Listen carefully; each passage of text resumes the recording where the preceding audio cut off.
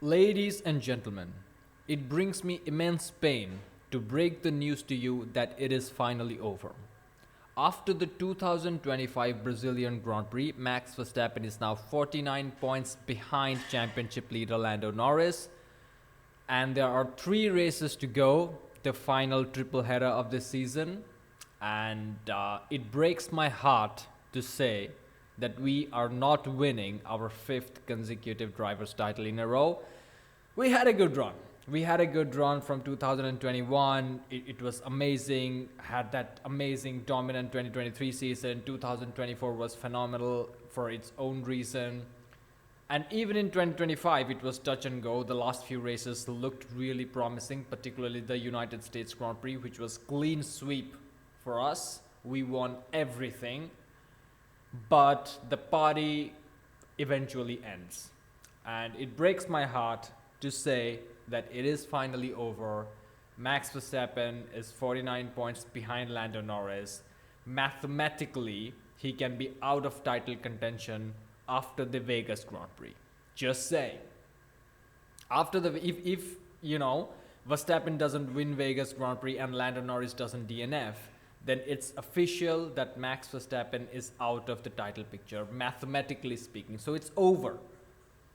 Now, if you were delusional like myself to some degree and you like to entertain yourself and eventually torture yourself by having this unrealistic fantasies and expectations, then you would like to think that if Verstappen wins the remaining 3 races and Lando Norris gets a couple of DNFs, then he's right back in contention. I told myself that lie this morning. It's not a good feeling because even if you convince yourself that Verstappen is going to win the next remaining 3 races and also the next sprint, which is in Qatar, you cannot guarantee 2 DNFs out of 3 races for Lando. You know what I'm saying? Like, if it was the entire season or even if it was half a season, 12 races, you can still say that, in 12 races, Norris may DNF a couple of times. You can say that. But McLaren is a very reliable car, and regardless of what the social media people will have you believe, Norris is not Lance Stroll, so he's not going to ram it into the fucking barriers. And predicting a 2 out of 3 DNFs for Norris is absolutely unrealistic. Like, even if you want him to lose, I don't care about Lando Norris winning or losing or anything like that. I want us to win. I want us to have the 5th consecutive world title, which now is not going to happen. But at the same time, we have to find joy in this painful situation. And the joy is that the 2025 Brazilian Grand Prix, Max Verstappen started from the pit lane and he was in contention for the win. He finished slightly more than 10 seconds, less than 11 seconds behind the race leader. He had a puncture in the initial stages of the race where he had to take an unscheduled extra pit stop during the VSC. When you take a pit stop during the VSC, you lose about 11 to 12 seconds. So technically, Verstappen, if that puncture didn't happen and he didn't have to take an extra additional pit stop, he could have been fighting for the win in the final stages of the 2025 Brazilian Grand Prix against Lando Norris. That could have been a possibility. And the fact that he pulled this type of a drive in dry, mind you, this was not 2024 where it was raining, the conditions were tricky, there were a couple of red flags, people were crashing and bottling. None of that. There was initially a safety car, then there was a virtual safety car, and that's about it really. And then I think towards the end of the race there was like a section of the track had a yellow flag, but that's about it. It was completely dry, and Verstappen somehow from pit lane went all the way to P3, right behind Kimi Antonelli, putting the pressure on him. Looked like he was in contention for a win. And during the race, I was live streaming. I was doing the watch along live stream. Only 2 people joined. That's not the point. The point is, as the race was transpiring and Verstappen was tearing it up, he was lighting up the sectors, making overtaking moves left, right, and center.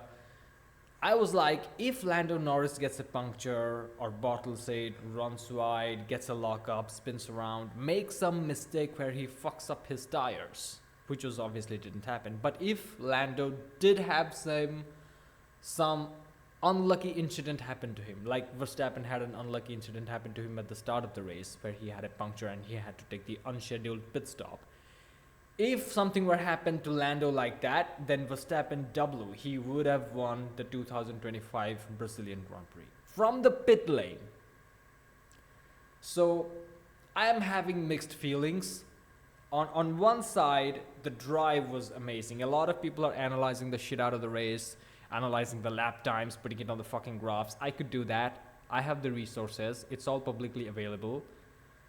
But does it matter? Does it matter? The reality is it's Verstappen's magic. Nobody could do that. Yuki Tsunoda finished dead last with a 10-second penalty. He served the 10-second penalty incorrectly. That's why he had another penalty on top of that. That's not the point. The point is Yuki Tsunoda finished dead last with a 10-second penalty while Verstappen was in contention for a win after starting from the fucking pit lane. So on one hand, I am like freaking elated that even on a bad day, and this was a horrible fucking day, all the way up until the Grand Prix, Verstappen's RB21 was a shitbox. It was a nightmare to drive. It was, he was dropping it everywhere. Verstappen's first ever Q1 exit on pure pace alone happened in the 2025 Brazilian Grand Prix. His actual pace, his actual timed lap was only good enough for P16. That's how shit the car was. The car was so shit that Verstappen had his first ever Q1 exit based on pure pace. It was a bad day. The race begins, and within a few laps after the safety car restart, initially there was a safety car because a couple of people crashed. I think it was Gabriel Bortoleto, and then there was a bunch of other people. Lewis Hamilton had his front wing damaged. There was a lot of debris on the track, etc., etc. During this period of time, after the race resumed after that safety car period, Verstappen was like P13 because in the safety car restart, he overtook a couple of cars. One of them was Lance Stroll. He was P13 after like 7 laps or 10 laps or something like that. Then obviously a few laps of green flag condition, then he had the puncture. Fortunately, it was the virtual safety car because the marshals were clearing the debris and shit like that. There was, I think, a stricken car somewhere on the track.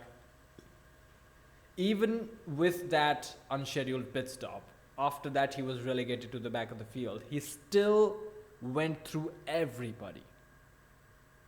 The medium tires, he was looking quick. And then the final stint on brand new softs, that was phenomenal too. In a way, Verstappen getting knocked out in Q1 actually worked out for him because he had the fresh set of soft tires.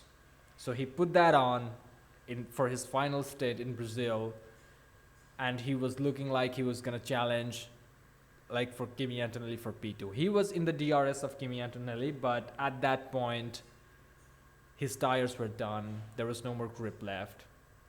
Phenomenal drive overall. Pit lane to P3. I don't think many drivers have done that. I was checking the social media and I found that only 2 other drivers achieved this. One of them was Sebastian Vettel in 2012 Abu Dhabi Grand Prix, and another one is Lewis Hamilton in 2014 Budapest Grand Prix.